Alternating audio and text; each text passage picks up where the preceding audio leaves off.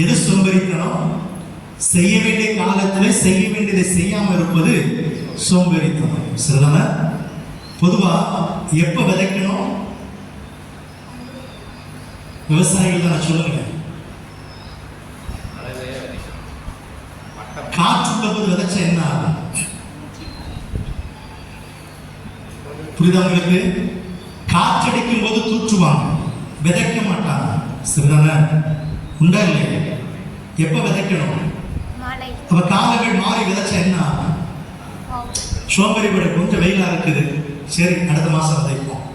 கடை சாப்பாடுக்கு வழி இல்லாம அடுத்த வீட்டுல போய் ஏக்கா ஒரு கிலோ அரிசி இருக்கா பருப்பு இருக்குன்னு கேட்கிற அளவுக்கு ஆயிடும். அதாவது அந்த காலத்துல என்ன செய்துருங்க, செய்து முடிச்சிருங்க. நேரம் தவறாம செயல்பட ஆரம்பிங்க. ஜெபம் பண்ண வேண்டிய நேரத்துல ஜெபித்துருங்க.